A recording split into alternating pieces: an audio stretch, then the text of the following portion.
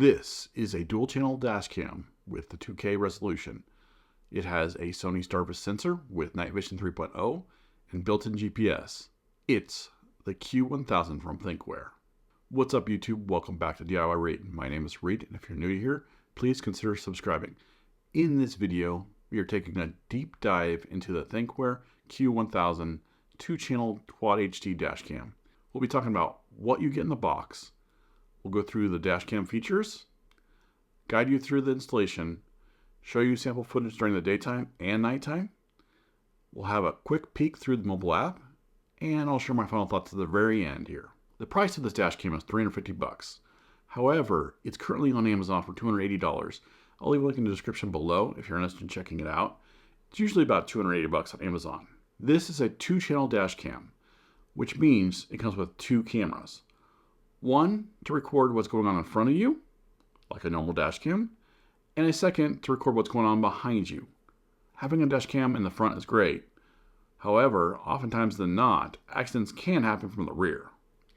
As far as what you get in the box, starting with the main camera, the second camera for the rear window, the window mount for the main camera. This allows you to remove the main camera temporarily. Here is a spare 3M VHB double sticky tape. This is the heat block film. This prevents heat from direct sunlight. They do provide you a couple of cable hooks to help hide the wires.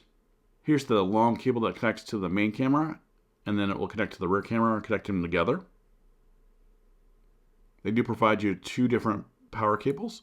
One is a 12-volt cigarette power cable, and the other allows you to hardwire the dash cam, which is a more permanent option.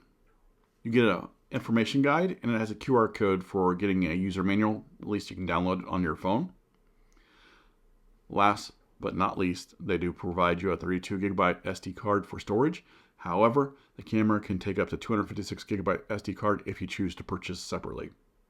This dash cam setup has a ton of great hardware and features, starting with 1440p Quad HD resolution with true HDR and Super Night Vision 3.0 with the Sony Starvis sensor. It has a wide angle of 156 degrees for recording and dewarping system to help cut down on the image distortion because of this wide angle. It also has Wi-Fi and Bluetooth connectivity to your mobile phone. This allows you to download recordings, and you can enable and disable features on your dash cam so that it works how you want it to work. This model, if you hardwire it to your vehicle, it has a parking surveillance mode, which it gives you impact detection and motion detection. This way, if someone were to hit your vehicle in a parking lot while you're away from your vehicle, it'll record the incident and let you know when you start your vehicle the next time that there was an incident, and then you can go back and look at it. This does use your vehicle's battery and does cause some concern, as the last thing you want to do is come back to your vehicle with a dead battery.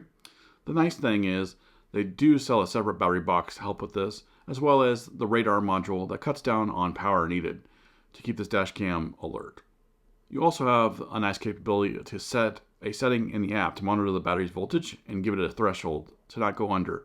So that way if the battery goes to that certain threshold, it'll stop recording while you're away, and that way when you come back to your vehicle, it'll allow your vehicle to start. This dash cam has ADAS. That stands for Advanced Driver Assistance System. This helps keep you safe on the road with alerts for lane departures, from vehicle departures, and potential forward collisions. The built-in GPS tracks the speed, time, and route history and enables the dash cam to alert you of upcoming red light and speed cameras. The main camera allows you to adjust the lens up and down as needed, and on the bottom of the dash cam it has physical buttons that allow you to turn on and off features without having to go into the app. On the side there's an SD card slot for storing your recordings. The back camera is smaller with a USB port for power from the main camera. The lens can be adjusted up and down like the main camera. As far as installation of the dash cams, for the front camera, you're going to want to pick a location as center of the windshield as possible. Once you choose a location, you'll want to clean the windshield with a window cleaner. Before you mount the dash cam, I highly recommend connecting it to the mobile app so that way you can see what it's viewing, and that way you put it up there where you're going to want to put it, and you can make sure it's not being obstructed by anything. You know what? I made the mistake. I put it up there and I thought I had it great and I thought I had it right, and I did not see that it was capturing some of the rear view camera, or the rear view, not the camera, but the rear view mirror, And so as you can see in my film, or at least sample footage, you can kind of see it on the left-hand side. It doesn't obstruct a lot of the video, so it's not a huge deal, but it did obstruct some of the video, and you got to make sure when you put it up there that you double check, triple check, quadruple check. Once the windshield is clean, you can mount the dash cam. Make sure you give it some pressure against the windshield for about 10 seconds. This will ensure you get a good bond between the windshield and the VHB tape. Now you can route the power cable and cable for the rear camera. I put it in the headliner up above, and you can kind of shove it up there a little bit. It's not too bad. You can then take your power cable down through the A-pillar and connect it to a power source or a fuse block. I'd recommend your fuse blocks if you can. However, you can tap into wires already there. The cable that connects to the back camera will continue through the headliner to the back window. You can run it through the bottom, or at least where the carpet is, but we went ahead and ran it through the headliner just to make it easier. Same goes here for the mounting. Make sure the windshield, or at least the window, is clean before you mount it, and make sure it's in a good location. So here is the dash cam being connected to my phone. Top right, you can disconnect it, and that's where the connect button would be if you haven't connected it.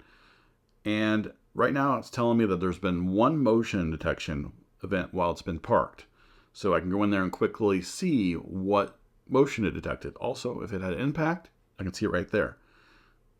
So if we go ahead at the very bottom, there's a play button. Then this allows us to go to the events that have happened. So here are the events that have happened. And you can see, you can go by the file, or you can go by the day. You can view them by the front only or rear. Right now I have it selected as all. And you can see it says continuous recording. And then also they have one that says, I think it's parked recording, so that we can quickly go to the parked ones. And then also timestamps here.